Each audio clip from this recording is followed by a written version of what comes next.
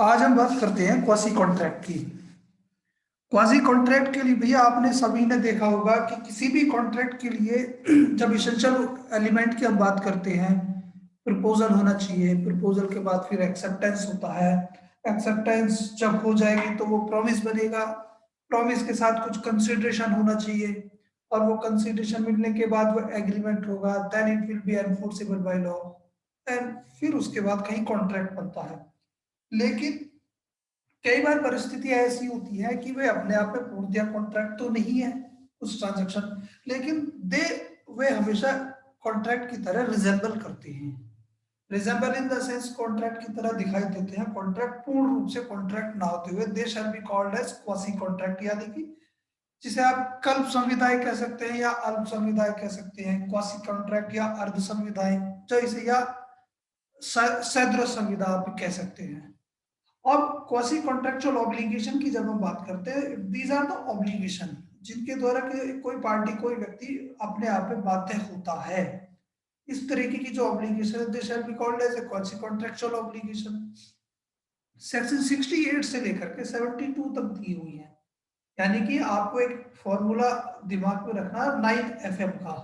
9FM यानी कि जब आप सेक्शन 68 में बात करते हो तो नेसेसरीज की बात करते हैं। नेसेसरी सप्लाइज टू माइनर और lunatic can be reimbursed from state of the minor and payment made by interested person. Section 69 में आप देखेंगे इंटरेस्टेड पर्सन से आप इसको ध्यान रखेंगे।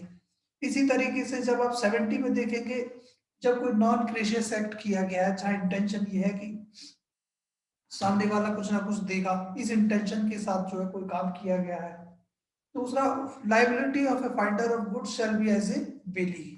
जो फाइंडर ऑफ गुड्स होगा वह व्यक्ति, जिस व्यक्ति को कोई चीज पाई गई है उसे, तो उस समय उसकी स्थिति की हम बात करते हैं। उस स्थिति से मतलब ये कि उसकी जो ऑब्लिगेशंस है या लाइबिलिटी है वो क्या होगी, वो एक बेली की तरह उसकी लाइबिलिटी वहां क्रिएट हो जाती है। इसी प्रकार से आप 72 जब देखेंगे तो पेमेंट मेड बाय मिस्टेक और कोर्सिंग। सबसे पहले बात करते हैं हम सेक्शन 68 की। सेक्शन 68 में जब देखोगे भैया, सेक्शन 68 कहता है claim for necessary supplies to person incapable of contracting, यानी कि उन नेसेसरीज, उन आवश्यक वस्तुओं की हम बात करते हैं जो किसी ऐसे व्यक्ति को प्रदान की गई हैं जो कॉन्ट्रैक्ट करने के लिए सक्षम नहीं है, या उस व्यक्ति के बिहाफ पर, उस व्यक्ति के बिहाफ पर इन द सेंस जो व्यक्ति कॉन्ट्रैक्ट करने के लिए सक्षम नहीं है, जो उसके बिहाफ पर किसी अन्य व्यक्ति को दी जा रही है जो उसके ऊपर डिपेंडेंट हो। यानी कि एक पागल व्यक्ति है या माइनर है, जो पागल, जो इंसेन है, ल्यूनेटिक से कॉन्ट्रैक्ट करने के लिए कॉम्पिटेंट नहीं है, लेकिन अगर उसे आवश्यकता की वस्तुएं दी जा रही हैं और उसके ऊपर जो डिपेंडेंट है उसको भी दी जा रही है, तो वहां वो प्रॉपर्टी जो है वो रिम्बर्समेंट हो सकता है उस व्यक्ति की प्रॉपर्टी से। जो सेक्शन 68 कहता है वो कहता है if A person incapable of entering into a contract, जहां कोई व्यक्ति किसी संविदा करने में सक्षम नहीं है, आइदर ड्यू टू माइनॉरिटी और due to any other ground और एनी वन, यानी कि कोई अन्य व्यक्ति whom he is not, whom he is legally bound to support, या कोई दूसरा व्यक्ति जिसको वह व्यक्ति कौन, जो इनकेपेबल है व्यक्ति कॉन्ट्रैक्ट करने में, वो व्यक्ति बाउंड है सपोर्ट, मतलब उसको जो बाध्य है। सपोज कीजिए मैं माइनर हूं और किसी दूसरे के, मेरे ऊपर किसी ऐसे व्यक्ति की भी जिम्मेवारी है जिसको मैं, मेरी जिम्मेवारी है कि मैं उसे नेसेसरीज सप्लाईज करूं, तब उस स्थिति में is supplied by another person with necessaries, या तो माइनर वो व्यक्ति जो कॉन्ट्रैक्ट करने के लिए इनकेपेबल है, या उस व्यक्ति को जो उस इनकेपेबल पर्सन के ऊपर डिपेंडेंट है, नेसेसरी सप्लाईज की जाती है suited to his condition in life. और नेसेसरीज भी और आवश्यकता की वस्तुएं वो होंगी जो इस पे जीवन जीने के लिए जरूरी है। The person who has furnished such supplies, यानी कि अब वो व्यक्ति जिसके द्वारा उन नेसेसरीज को, उन आवश्यकताओं को की पूर्ति की जा रही है, उन आवश्यकताओं की सप्लाई की जा रही है, इज एंटाइटल्ड टू बी रिइंबर्स्ड, यानी कि अब वहां वो व्यक्ति एंटाइटल है रिइंबर्समेंट के लिए। रिइंबर्समेंट यानी कि सीधे सीधे से भैया ये कि जिस व्यक्ति को आपने अगर किसी को कोई सामान दिया उस सामान के पैसे आप लेते हैं। In general the from the property of such incapable person. देखो यहाँ पे एक शब्द को हमेशा ध्यान रखिएगा क्योंकि जो सेक्शन 68 है, सेक्शन 68 आपका एक्सेप्शन बनता है किस चीज का, जब आपने माइनर कॉन्ट्रैक्ट देखा था। माइनर कॉन्ट्रैक्ट में हमने देखा कि the contract made by a minor shall be void ab initio. Mohori Bibee versus Dharmodas Ghosh का केस देख लिया।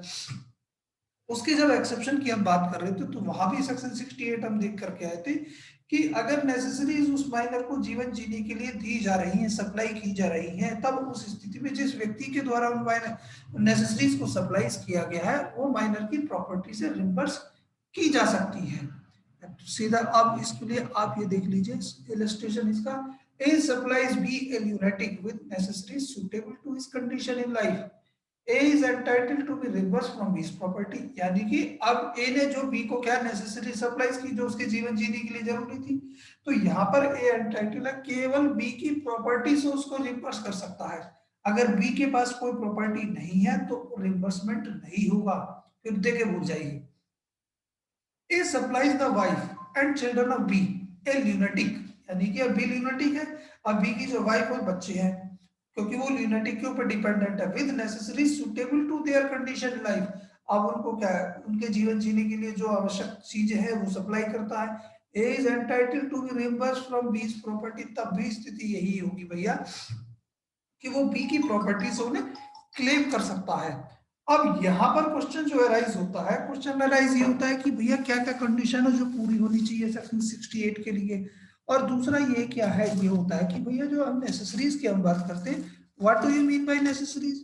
सबसे पहली जब हम बात करते हैं तो सबसे पहली तो स्थिति यही है कि भैया सप्लाईज ऑफ नेसेसरीज, कि नेसेसरीज ही सप्लाई होनी चाहिए, आवश्यक वस्तुएं जो है उनकी आपूर्ति की जानी चाहिए। और दूसरी जो उन आवश्यक वस्तु की आपूर्ति किस व्यक्ति को होगी, supply to a person incapable of making a contract, यानी कि उस व्यक्ति को होगी जो कॉन्ट्रैक्ट करने के लिए कैपेबल नहीं है, या और to a person dependent on such incapable person, या फिर उस व्यक्ति को होगी जो उस इनकेपेबल व्यक्ति के ऊपर डिपेंडेंट है। दूसरी स्थिति तो ये हुई। तीसरी की जब हम बात करते हैं, जो नेसेसरीज हम जो सप्लाई की जा रही है वो हमेशा और हमेशा suited to his condition in life, यानी कि necessaries to be suited for person's condition of life, उस व्यक्ति को जीवन जीने के लिए आवश्यक होनी चाहिए बस केवल। और जब रिम्बर्समेंट की हम बात करते हैं तो रिम्बर्समेंट केवल और केवल प्रॉपर्टी से होगा और किसी से नहीं होगा। Reimbursement is made from the property और the state of such incapable person, पैसे में उसका रिम्बर्समेंट नहीं हो सकता। अब भैया क्वेश्चन उठता है कि what do you mean by necessaries. अब इस चीज के लिए आप देखेंगे चैपल वर्सेस कूपर का केस है, वहां क्या कहा हुआ है, necessaries being such things which are necessary to maintain a person according to his condition in life. Necessary से मतलब कि वे चीजें हैं जो किसी भी व्यक्ति को उसके जीवन के अनुसार जीने के लिए आवश्यक हैं। It is to be determined with reference to fortune and circumstances of a particular minor। अब वो अगर कोई माइनर है या ल्यूनेटिक है, उस व्यक्ति की परिस्थितियों से तय किया जाएगा कि भैया क्या क्या चीजें उसको दी जानी चाहिए और क्या क्या आवश्यक वस्तुएं कहलाएगी। एक दूसरा केस इसके साथ आप ध्यान रखेंगे, नैश वर्सेस इनमैन का।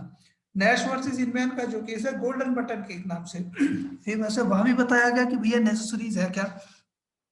नैश वर्सेस इंडियन के केस में एक भैया माइनर होता है और उसकी यूनिफॉर्म सिलने के लिए जाती है एक टेलर के यहाँ पे। टेलर भाई साहब को मालूम है, उन्होंने पढ़ा होगा तो नेसेसरीज हैं, देंगे तो पैसे मिलेंगे, उन्होंने उसमें कमीज में सोने के बटन लगा दिए और कमीज दे दी। अब भाई अभी उसने अपने पैसे मांगे, पैसे की जब स्थिति आई तो वहां पर कोर्ट में केस गया, कोर्ट ने कह दिया कि जब हम नेसेसरीज की बात करते हैं, necessaries only are the those thing those are suited to suited for condition in life, किसी व्यक्ति के जीवन जीने के लिए जहां तक आवश्यक है केवल वही नेसेसरीज है।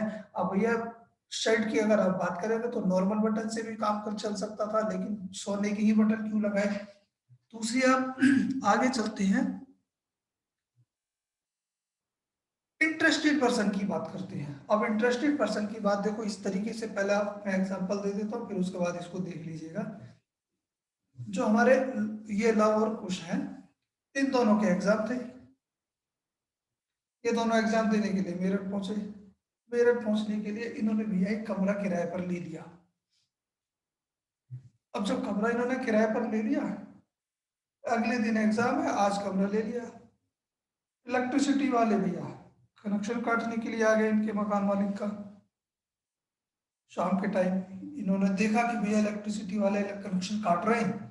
इन्होंने पूछा भैया क्या बात है, तो बताया गया कि भैया इन्होंने बिल जमा नहीं किया है, इस वजह से जो इलेक्ट्रिसिटी का कनेक्शन है उसको डिसकंटिन्यू किया जा रहा है।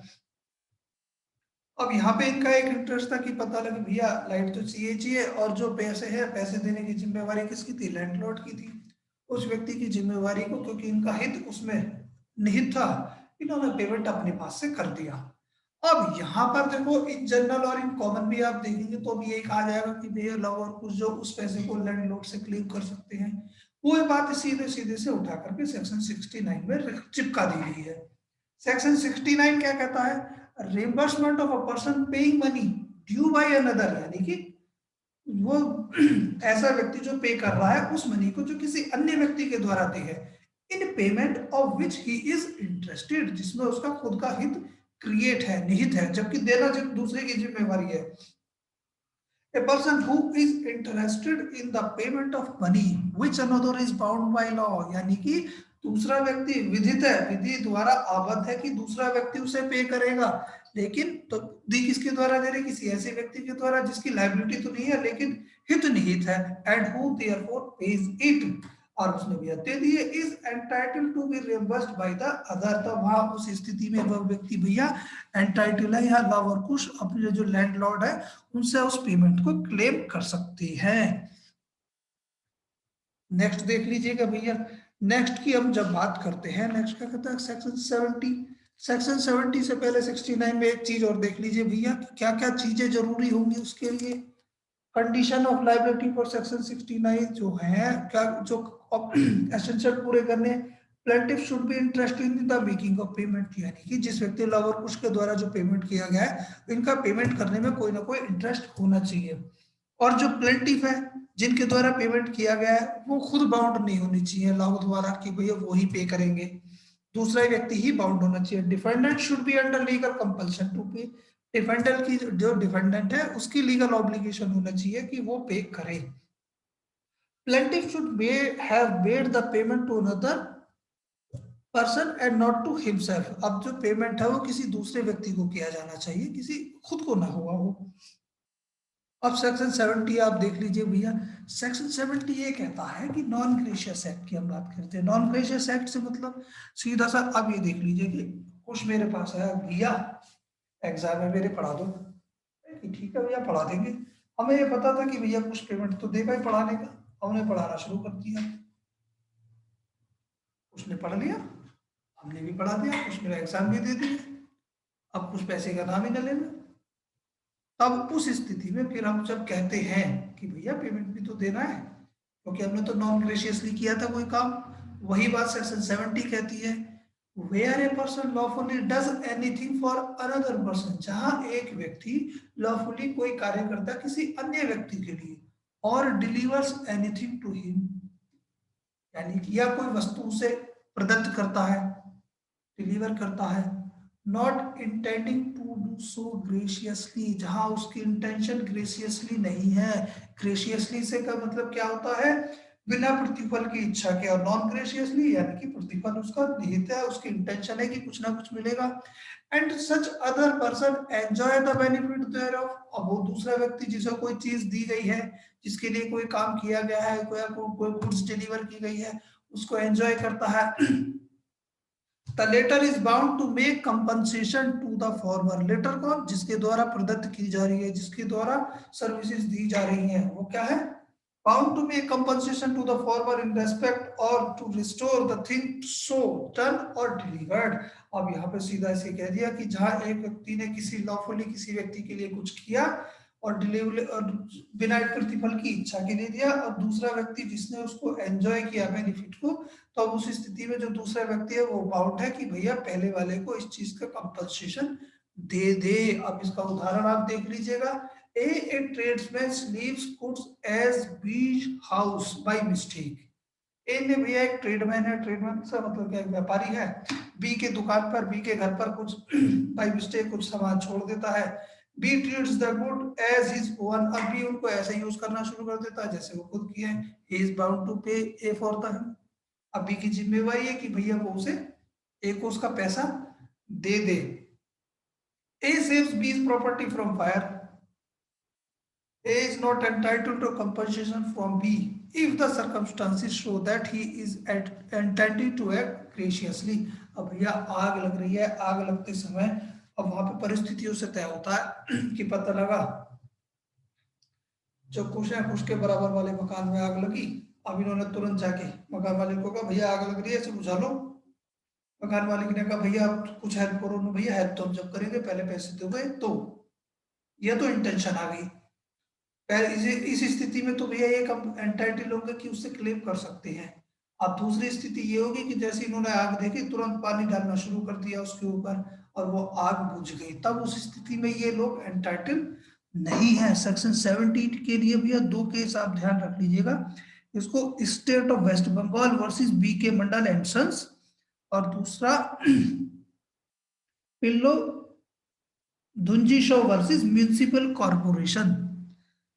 दो केस ध्यान रखेंगे। अब इसके बाद आगे आप देख लीजिए responsibility of finder of goods, यानी कि अब यहाँ पर आपको पहले बेलमेंट पता होना चाहिए। बेलमेंट के लिए भैया सीधा सा है, bailment is a transaction by which one person agree to deliver the goods to another for a specific purpose, and when the purpose is accomplished the goods must be returned to the bearer or shall be disposed of at the direction of bearer। जो bailment का transaction है एक ऐसा contract है जिसमें एक कोई व्यक्ति एग्री यानी कि कॉन्ट्रैक्ट करता है किसी सामने वाले व्यक्ति को कोई गुड्स सप्लाई करने के लिए किसी विशेष पर्पस के लिए, और जब वो पर्पस कंप्लीट हो जाए तो जो गुड्स है वो रिटर्न की जाती है बेलर को, या उस बेलर के जो डायरेक्शन है उस पर डिस्पोज ऑफ उसका कर दिया जाता है। तो वहां पर जो बेली है, बेली की एक जिम्मेवारी है उस सामान की बिल्कुल ऐसे ही देखभाल करे जैसे उसकी वो खुद की हो। अब उन्हीं रेस्पॉन्सिबिलिटी को हम लेकर के आते हैं सेक्शन 71 में। सेक्शन 71 कहता है responsibility of a finder of goods. Finder of goods की भी रेस्पॉन्सिबिलिटी बिल्कुल ऐसे ही होगी। A person who finds goods belonging to another, अगर कोई पाई गई है, and takes them into custody, और अपनी कस्टडी में उसे लेता है, is subject to the same responsibility as a bailee. तो वहां भी उसकी जिम्मेवारी बिल्कुल ऐसे ही होगी जैसे किसी बेली की होती है। सेक्शन 72 देख लीजिएगा भैया। 72 कहता है पेमेंट मेड बाय मिस्टेक, जो लास्ट एम आप देखते हैं, a person to whom money has been paid और एनीथिंग डिलीवर्ड बाय मिस्टेक और अंडर कोर्सिव मस्ट रिपे और रिटर्न इट। इसको आप इस तरीके से देखिएगा, जो कुछ लव और कुछ हैं, जिस कमरे में इन्होंने जो मकान इन्होंने किराए पर लिया था, वो किराए पर लिया था 1500 रुपये में इन्होंने, ठीक है। महीना हुआ, कुछ ने क्या है 1500 रुपये मकान वाले को दे दिए, कोई दिक्कत नहीं। शाम को लव आए, इन्होंने भी भैया ध्यान दिया नहीं, कुछ से पूछा नहीं था, और मकान मालिक को 1500 रुपये निकाल के दे दिए। मकान मालिक ने भी लेके रख लिए। अब यहाँ पर भैया जो 1500 रुपये फालतू गए हैं, उस मकान मालिक से वो 1500 रुपये क्लेम किए जा सकते हैं, क्योंकि बाय मिस्टेक वो डिलीवर हुए हैं। यानी कि उस व्यक्ति की लायबिलिटी की हम बात करते हैं जिस व्यक्ति को कोई चीज डिलीवर की गई है बाय मिस्टेक और अंडर कोरिजन, तो वहां उससे उसको रिवर्स किया जा सकता है। अब देख लीजिए इसको illustration, A and B jointly और ₹100 ₹100 टू ए और बी, भैया दोनों मिलकर 100 रुपये देने की बात करते हैं सी को। ए ने सी को 100 रुपये दे दिए, बी भाई साहब आए घूमते हुए, जिन्हें इस बात की जानकारी थी नहीं, उन्होंने भी 100 रुपये पकड़ा दिए उन्हें तुरंत। अब C is bound to repay the amount to B. अब वापिस क्या है, सी से वो बी जो है 100 रुपये क्लेम कर सकता है वापिस। A railway company refuses to deliver up certain goods to the consignee except upon the payment of an illegal charge for carriage। अब यहाँ पे कोरिजन की बात करते हैं। जो कंसाइनी कौन है, जिसको क्या नाम है माल कंसाइन किया गया है, तो उसको कहता है कि भैया 500 रुपये ऊपर दोगे तो ही दूंगा। Consignee pays the sum charge in order to the obtain, उन्होंने भैया 500 रुपये दिया और उठा लिया। अब इसको आपका 72 तो कहता है कि क्लेम कर लेगा वापस, he is entitled to recover so much of the charge as was illegal and excessive, तुरंत वापस उसे क्लेम कर लेगा। और 15-20 को उसको पावर देता है कि वो भैया जो एक्सेसिव पैसे गए हैं वो कॉन्ट्रैक्ट का पार्ट नहीं होंगे वहां पे। हालांकि इसको 15 को इससे दूर रखिएगा और यहाँ पर केवल 72 को एप्लीकेबल करते हुए जो एक्सेसिव चार्ज है उनको वापस उससे क्लेम कर लिया जाएगा। केस लो आप देख लीजिए भैया, चैपल्स वर्सेस कूपर का केस है। What are the necessaries? Necessaries means such things which are necessary to maintain a person according to his condition in life. It is to be determined with reference to fortune and circumstances of a particular minor. What are necessaries may also depend on the status of person and also his requirement at the time of actual delivery. अब जो necessaries क्या है, किसी भी व्यक्ति की परिस्थिति से देखा जाएगा और उस कंडीशन के हिसाब से देखा जाएगा, उन जरूरत के हिसाब से देखा जाएगा जो डिलीवरी के समय पर थी। नेश वर्सेस इंडियन का केस आप देख लीजिए। कोर्ट ने कह दिया, court had that in order to render infant's estate liable for necessaries, यानी कि किसी भी इन्फेंट की, किसी भी ऐसे व्यक्ति की जो प्रॉपर्टी है उसको लायबल बनाने के लिए दो चीजें जरूरी है, वो पूरी होनी चाहिए। क्या? Supply must be for goods reasonable necessary for his support in life, यानी कि गुड्स की जो सप्लाई होनी चाहिए वो रीजनेबल होनी चाहिए इस बात में कि जो नेसेसरीज हैं वो सपोर्ट करती है उस व्यक्ति को जीवन जीने के लिए, सोने के बटन नहीं। ही must not already have sufficient supply of necessary, जिस समय उसको सप्लाई की जा रही है उसके पास वास्तव में उसके पास वो वस्तुएं नहीं होनी चाहिए, ये चीजें तय की जाएंगी। Mafatlal industries versus union of India का केस, सुप्रीम कोर्ट ने कह दिया कि जब हम 72 की बात करते हैं तो ये बेस्ड करता है किस पर? इक्विटेबल कंसिडरेशन की बात करते हैं। इक्विटेबल प्रिंसिपल ऑफ लॉ की बात है, यानी ये साम्य का सिद्धांत है। 72 क्या कहता है? पेमेंट मेड बाय मिस्टेक की बात की थी। दूसरा ललितेश्वर प्रसाद वर्सेस बालेश्वर प्रसाद। अब इसमें आपको भैया सीधा सा है, जब 70 के परव्यू में आप जाते देखते हैं 70 क्या कहता है? Non gracious act, when the contract is void by reason of non-compliance of Article 299 of the Constitution, the right of the parties are determined in accordance with Section 70 of the Indian Contract Act. और 70 के हिसाब से चीजें देखी जाएंगी। फिर Moses versus मैकलन का case है, law as well as justice should try to prevent unjust enrichment, that is unjust enrichment की बात कर रहे हैं तो one person at cost of another, this is the basis of quasi contractual obligation. जो quasi contractual obligation की हम बात करते हैं वहां पे ये होता है कि भैया किसी एक व्यक्ति के बिहाफ पर, एक व्यक्ति के कॉस्ट पर किसी दूसरे व्यक्ति को अनजस्ट एनरिचमेंट, अनैतिक फायदा नहीं होना चाहिए। State of waste Bengal versus B K Mandal and sons. 70 की जब आप बात करोगे सेक्शन 70 में, before invocation of section 70 the following condition are to be satisfied, यानी कि जब नॉन ग्रेशियस एक्ट की आप बात कर रहे हैं, a person should lawfully do something for another person और डिलीवर समथिंग टू हिम, यानी कि लॉफुली कोई काम किया हो उसने और जो डिलीवर किया हो। In doing so he must not intend to act graciously, उस समय करते हुए उसकी इच्छा बिना प्रतिफल वाले नहीं होनी चाहिए, यानी कि उसकी इच्छा होनी चाहिए कि उसे कुछ ना कुछ इसमें मिलेगा। The person to whom the thing is delivered must accept and enjoy the benefit, जिस व्यक्ति को कोई चीज डिलीवर की गई है उसने उसके द्वारा उन्हें एक्सेप्ट किया गया हो और उन्हें एंजॉय किया गया हो। The person made liable under this section always has an option to reject the things, यानी कि उस व्यक्ति के पास ऑप्शन है जिसको लायबल बनाया जाना है कि वो रिजेक्ट कर सकता है। It is only when he voluntarily accept that the liability arise, उसने ठीक है स्वेच्छा से एक्सेप्ट किया, उसकी जो लायबिलिटी अराइज हो जाती है। Food Corporation of India versus Maujudar Shakti Mandali. अब यहाँ पे एक होता है क्वांटम मेरिट, क्वांटम मेरिट होता है भैया किसी भी चीज को नापने का एक पैमाना। अब वहां पैमाना क्या है? The principle of quantum merit is often applied where for some technical reason a contract is held to be invalid, किसी कारण से कोई कॉन्ट्रैक्ट इनवैलिड डिक्लेयर हो गया।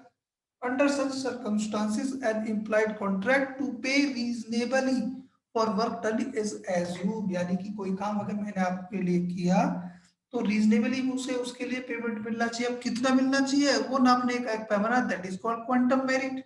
The provision of section 70 is based on the principle of quantum merit. Shri Shahiba Prasad versus Maharaja Nandi, sale tax officer versus Kanhaiyalal Sharad. तो word mistake in section 72 में क्या कहा था? फाइंडर ऑफ गुड्स की बात कर रही थी, वहां पे मिस्टेक की हम बात करें, include not only mistake of act but also the mistake of law. दोनों में से कोई सी भी मिस्टेक हो, अगर उसके अकॉर्डिंग अगर कोई चीज डिलीवर की गई है, तब उस स्थिति में section does not conflict with section 21 of the contract act, उसके साथ कोई कॉन्फ्लिक्ट नहीं करता। यहाँ तो केवल अगर बाई मिस्टेक कोई चीज डिलीवर हो गई है, उसको क्लेम किया जा रहा है। और भैया यहां तक अगर किसी को कोई डाउट है तो वो एक बार पूछ लीजिए। Thank you sir. Thank you भैया।